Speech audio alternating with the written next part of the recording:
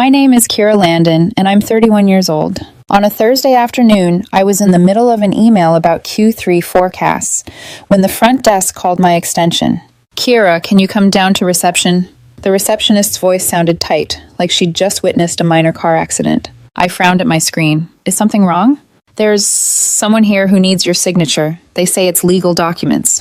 Legal documents. For about half a second, my brain tried to make it something harmless. An HR form, a benefits update, anything. Then my stomach dropped.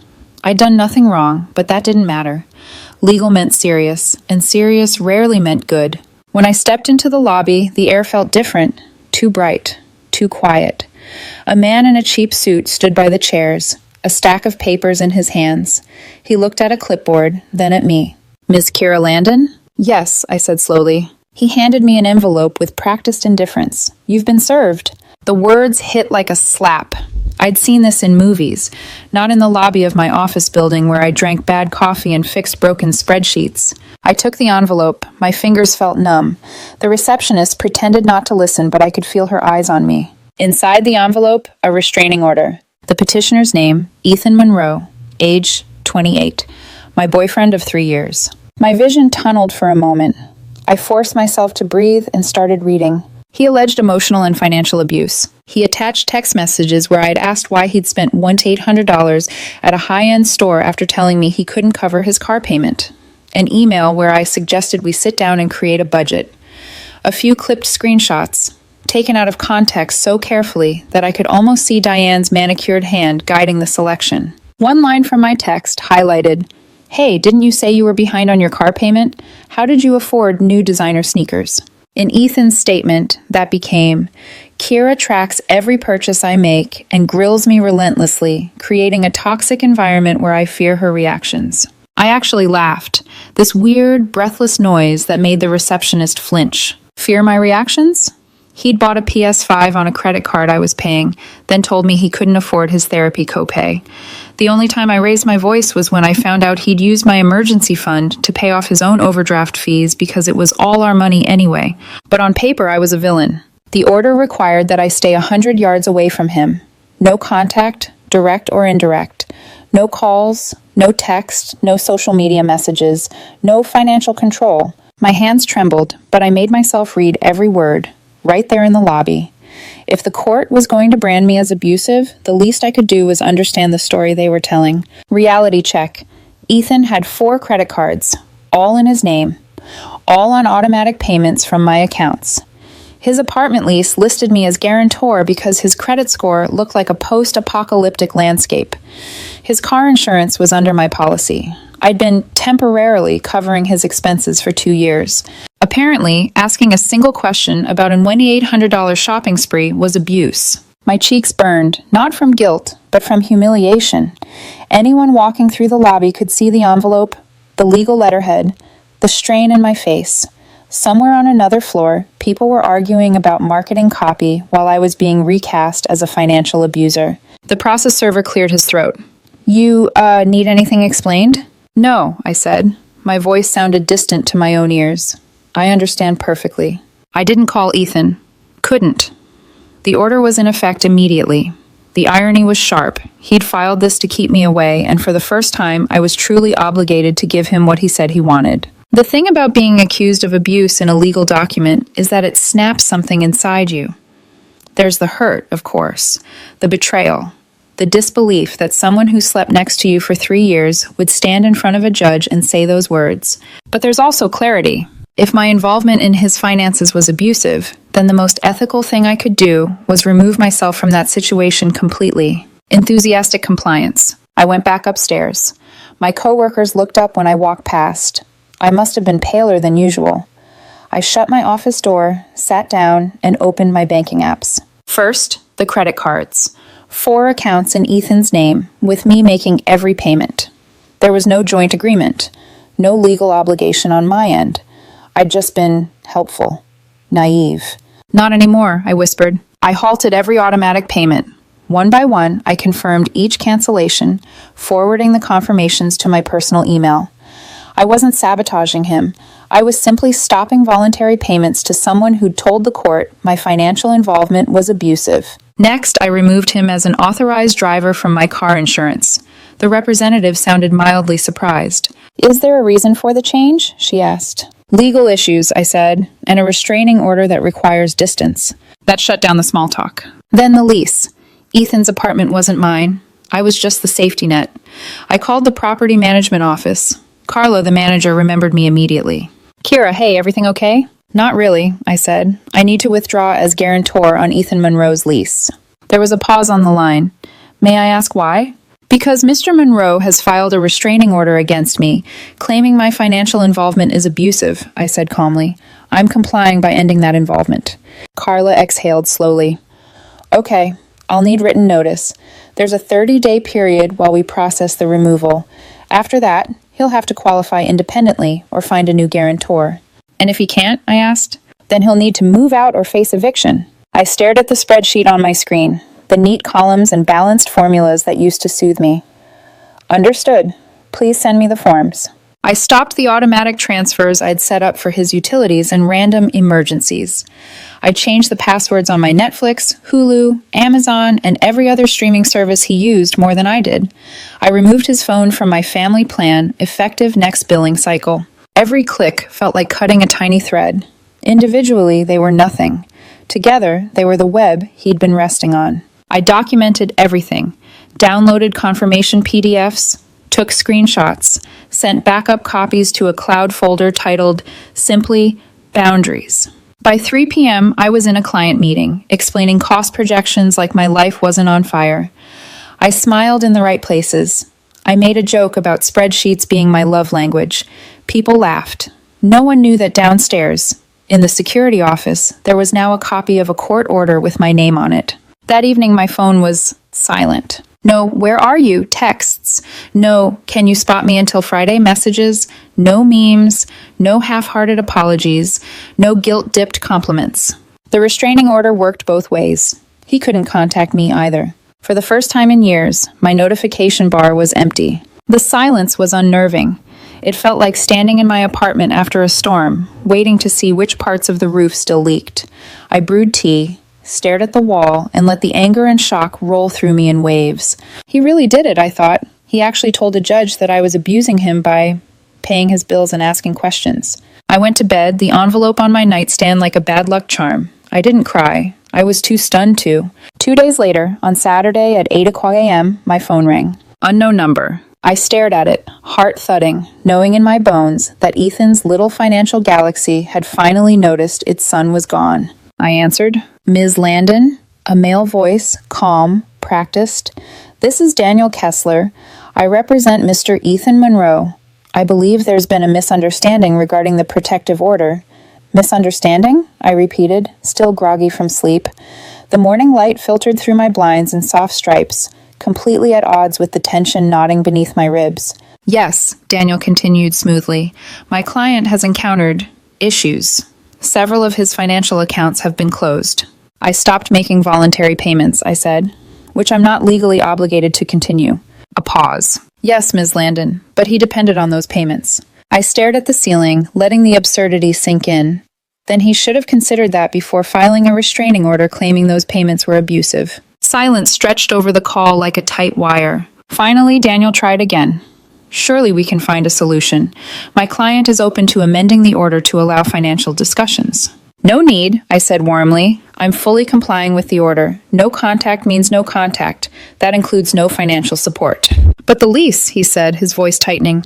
"I've already given proper notice to withdraw as guarantor. That's between me and the property management, not him. This is retaliatory." "This," I replied, "is compliance. He said my financial involvement was abusive. I'm removing myself from that abusive situation. I'm doing what he asked for. Isn't that the entire point?" He inhaled sharply. "Ms. Landon?" "Daniel," I added softly, "enjoy your weekend." I hung up. For a long moment, I sat there in the quiet of my apartment, phone still in my hand. No shaking, no second guessing. Just a strange, calm acceptance settling into my bones. This was the consequence of Ethan's choices, not mine. 20 minutes later, my phone buzzed like a hornet's nest. Not from Ethan, he couldn't contact me, but from his friends. accusatory texts, dramatic paragraphs about how I'd ruined Ethan's life overnight, screenshots of Instagram stories calling me toxic and controlling, posted by his best friend Mia, someone who'd spent countless nights on my couch eating the takeout I paid for. I didn't respond to a single one. I just screenshot everything and saved it to a folder labeled Indirect Contact, Exhibit A. A restraining order works both ways. Third-party harassment counts. Hours passed.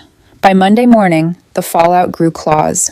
At 9:15 a.m., I opened my work email. A formal letter from Daniel. Demand for temporary financial support during transition period. My reply was one sentence. Per the restraining order, I cannot have any contact or relationship with Mr. Monroe, including financial involvement. Please advise your client that I am fully complying with the court order. I CC'd my lawyer, Robert Ellison, hired Saturday afternoon after Daniel's call. 5 minutes later, social media blew up. Mia had posted a dramatic story. When toxic women weaponize money after being called out for emotional abuse, had justice for Ethan. But Mia made a fatal mistake. She included screenshots of Ethan's messages to her. One read, "He canceled everything. I can't even watch Hulu. I told you the restraining order would make her notice, but now she won't pay my cards. Kessler says he can't force her." Another, "This backfired so hard. I shouldn't have listened to Mom." Someone sent the entire story archived to me anonymously. I forwarded it to Robert, who replied, "Gold. Keep everything." Around lunchtime, my phone buzzed again. Carla from the apartment complex. "Hi, Kira," she said, sounding hesitant. "I'm required to inform you that Mr. Monroe hasn't provided alternative qualifications or a new guarantor. He has 23 days left." I nodded, even though she couldn't see it. "Understood." "But something happened today," she continued. My stomach tightened. "What happened?" "Mr. Monroe came in with his mother. She attempted to submit a lease renewal form, signed with your name." I blinked. "Excuse me?" "We compared it to your signature on file. It was clearly forged, and we have both pen pressure analysis and security footage." I closed my eyes. "What did you do?" "We forwarded it to our legal team," Carla said carefully, "and to local police. Attempted forgery on housing documents is a criminal offense." A slow breath left my lungs, half shock, half resignation. Diane Monroe had always given me a bad feeling, her sweetness like frosting over something rotten, but I never imagined she'd commit actual fraud to keep Ethan afloat. "Thank you for telling me," I said softly. After the call, I sat back in my chair, hands pressed against my face. This wasn't just Ethan spiraling. This was generational chaos rolling downhill. By Wednesday, the chaos had a body count, metaphorically. Robert called during my lunch break. "You're going to love this," he said. "Diane tried to contact you." "She did?" I asked warily. "On LinkedIn," I groaned. "A professional platform isn't covered by the restraining order, is it?" "No," he said, "but her message is still useful." He read it aloud. "Kira, this is absurd. You and Ethan had a minor disagreement, and now you're ruining his life. Step up and fix this." I laughed, an honest, incredulous laugh. "Fix what?" I said. "The financial abuse she accused me of?" Robert chuckled. "This family is a walking deposition." I leaned back in my chair, staring at the ceiling tiles. This wasn't personal anymore. It was predictable, patterned.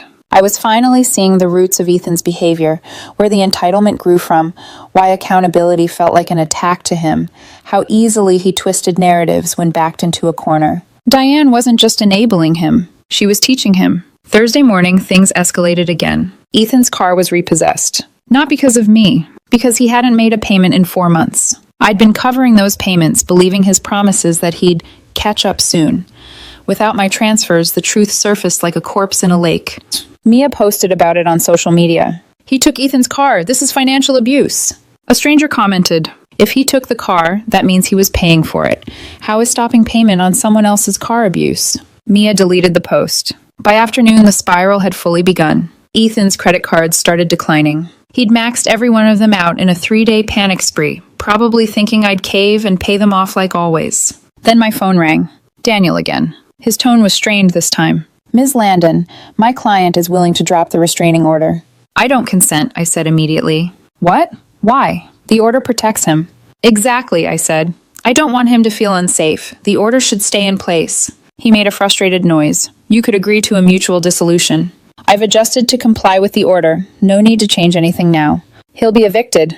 "That's unfortunate," I said, "but I can't be involved in his housing. That would violate the order." Daniel hung up on me. I set my phone down, suddenly exhausted. But underneath the exhaustion, there was something else. Peace. Not happiness, not closure. Just space. For the first time in years, I wasn't financially babysitting an adult man with a savior complex and a mother who forged signatures like it was a hobby.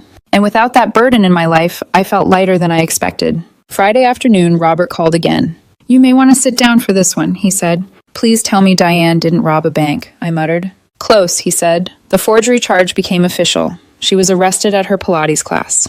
I burst out laughing. He continued, "According to the police report, public record, by the way, she's also under investigation for attempting to add herself to your car insurance as Ethan's guardian.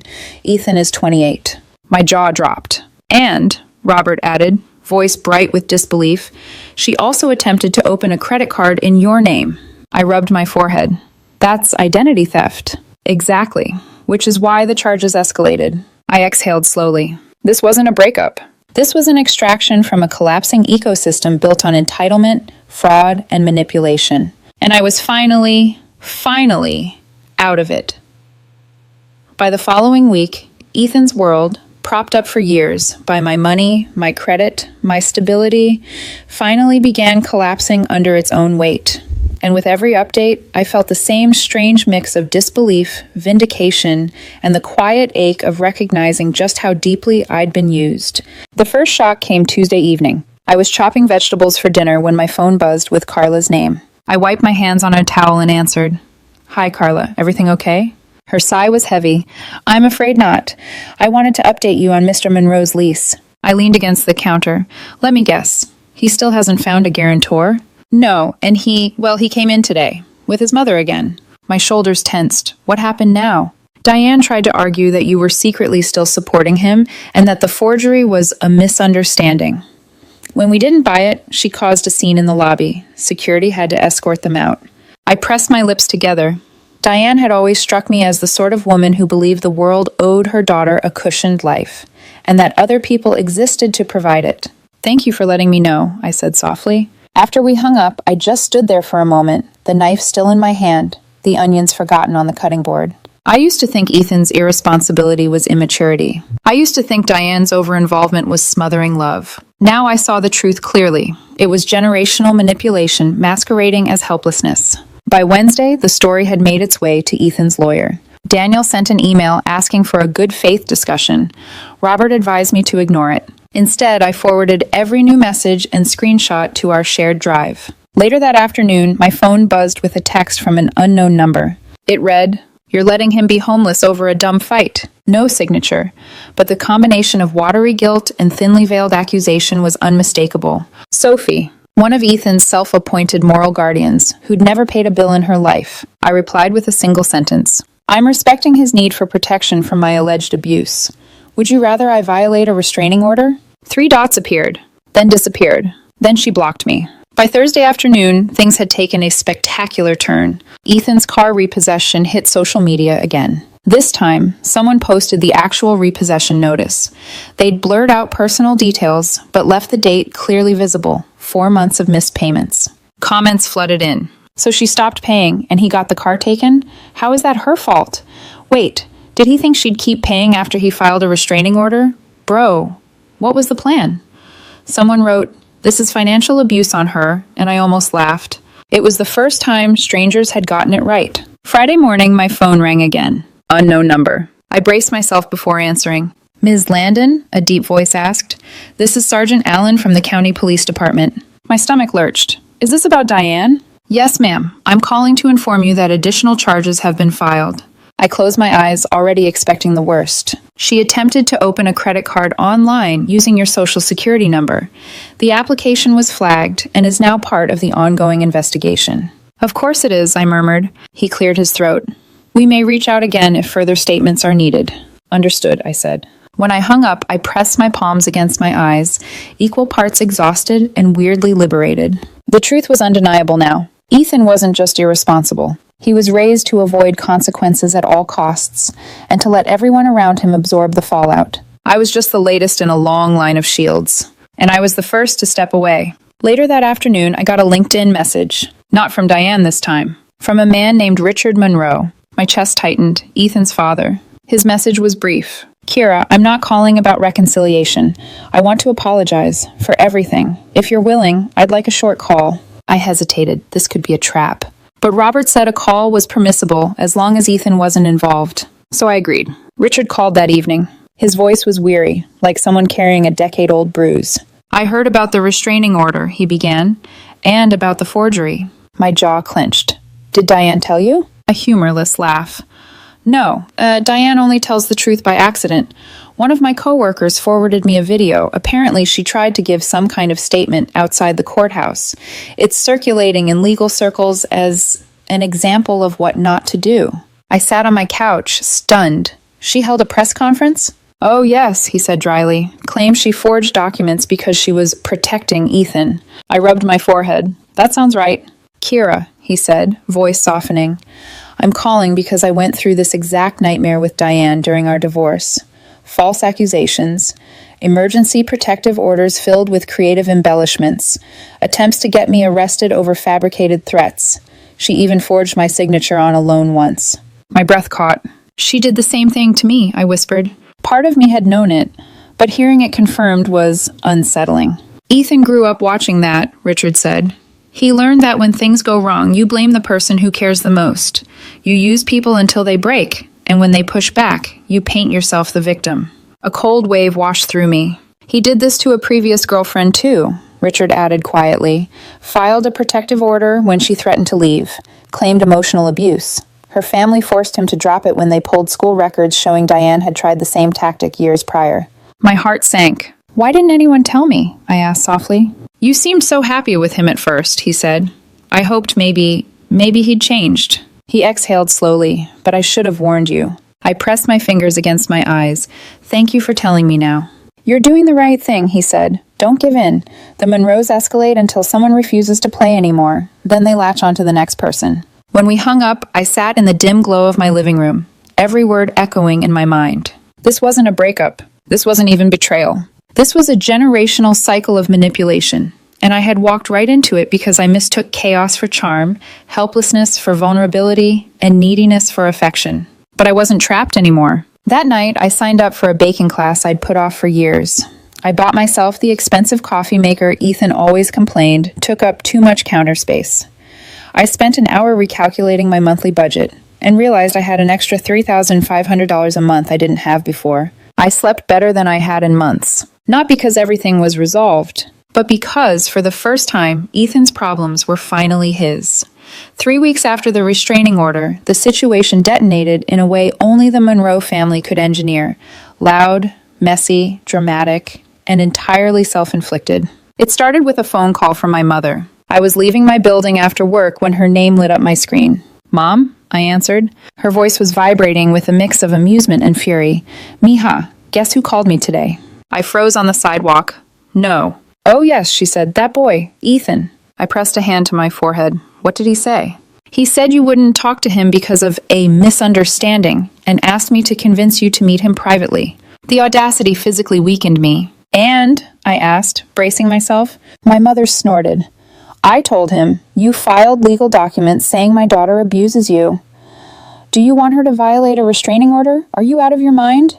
I couldn't help it. I laughed, right there on the street. Mom continued. He said it was his mother's idea, something about needing space and wanting to show you how serious he was about the relationship. The laugh died in my throat. Wanting space from my questions, not my money. Wanting to scare me into silence, not lose the credit line he treated as an organ. And when I told him that, Mom said, he hung up on me. I rubbed the bridge of my nose, equal parts exhausted and strangely vindicated. Thank you, Mom. Mija, she said firmly, you dodged a missile. Not a bullet, a missile. I believed her. The next escalation came on day 24 of the 30-day notice period. I was in my office when security called. Ms. Landon, there's someone here insisting they need to speak with you. My pulse tightened. Who? Mr. Ethan Monroe. The air froze. He's here in the building? Yes, he's crying and trying to get past the front desk. I shot to my feet. Do not let him through. There's an active restraining order. Call the police. There was a pause, then I hung up, heart hammering so hard it made my vision swim. Downstairs, a scene unfolded that half the building ended up whispering about for days. Ethan, red-eyed and frantic, insisting, "I just need one conversation." Security blocking him firmly. Reception trying to calm him down. Employees filming from behind potted plants. By the time police arrived, Ethan was hysterical. He kept shouting, "She ruined my life. She has to fix it. And you don't understand. She can pay for everything. And the worst, she owes me." Every word cemented the truth. He didn't miss me. He missed the resources. The moment the officers cuffed him for violating his own restraining order, he sobbed like a child. They escorted him out past the glass doors, still crying, still begging, still blaming. He spent the night in jail, not because of me, but because he couldn't follow the rules he weaponized. The irony was so sharp it felt like satire. The following morning, my phone buzzed again. "Carla. Kira. Ethan was officially evicted today," she said gently. "He has 48 hours to vacate." I exhaled slowly. Did he find new housing? No. He applied to several complexes, but the combination of credit checks and the recent arrest, well, he was declined everywhere. I nodded, even though she couldn't see. "I understand." There was a pause. "I'm sorry it ended like this." I wasn't. Not anymore. And then, because the Monroes never do anything quietly, Diane decided to hold a press conference. Yes, a press conference. Outside the courthouse, wearing oversized sunglasses and an outfit that screamed aspiring politician. 3 reporters showed up, likely because the day was slow. She stood behind a portable podium. Where did she even get that? And launched into a speech about financial abuse, predatory women who control men with money, her daughter's bravery in standing up to emotional manipulation. It was almost impressive, her ability to lie with such conviction. But then a reporter raised her hand. "Ma'am, are you not currently under indictment for identity theft and forgery?" Silence. The cameras continued rolling. The reporter added, "Court records show you attempted to forge Ms. Landon's signature multiple times and open credit lines in her name. How is that not financial abuse?" Diane visibly cracked. "That was irrelevant," she sputtered. "I was protecting my son." "By committing fraud?" the reporter pressed. The press conference ended in under 5 minutes. The footage didn't air on mainstream news, but it flooded legal TikTok and Reddit. One attorney titled it, "Fog, Fraud, and Forgeries, a Masterclass in What Not to Do." That weekend, I ran into Mia at the grocery store. She spotted me before I saw her and immediately tried to duck behind the produce aisle. "Mia," I said calmly, catching up. She stiffened. "Oh, hi. How's Ethan?" I asked evenly. Her expression twisted. "He's living with his mom, working retail now." "That's good," I said sincerely. "He needed stability." She swallowed. "He really cared about you, you know." I tilted my head. "He filed a restraining order to avoid a conversation about his spending." "That was Diane's idea," Mia blurted. "She said it would make you take him seriously." "Not his lies?" I asked gently. "Not his overdraft fees? Not the rent I covered for 2 years?" Mia's mouth opened, then closed. "It sounds bad when you say it like that," she mumbled. I raised a brow. "How else would you say it?" She had no answer. In the end, everything fizzled out quietly. Diane pleaded guilty to the forgery and identity theft charges, probation, community service, mandatory financial counseling. Ethan stayed with her in a cramped 1-bedroom in a rough neighborhood, far from the upscale apartment I'd once guaranteed. His credit score plummeted into the low 400s. He picked up a new girlfriend, according to gossip. He'd already asked her for financial help. Patterns always repeat until someone breaks them, and it wasn't going to be me. As for the restraining order, it remained active. When Ethan petitioned a judge to dismiss it, citing mutual reconciliation, the judge noted he had violated it himself and refused. 9 more months. 9 months of silence. 9 months of peace. One night, 2 months after his arrest, I made myself a cup of tea, leaned back in my newly quiet apartment, and stared at the restraining order tucked inside my file cabinet. It no longer felt humiliating. It felt poetic. He filed it to control me. He filed it to scare me. He filed it to force obedience. But all it did was give me the cleanest, safest exit I ever could have imagined. No guilt, no arguments, no bargaining, no maybe if we try again. Just a legal, court-sanctioned, irrevocable, no-contact break. His own weapon became my liberation. And to anyone in a similar situation, I'd say this. When someone shows you their true character through legal documents, believe them. When they demand distance, give them the entire galaxy. When they insist your support is abuse, stop supporting them. And when they play manipulative games, respond with enthusiasm.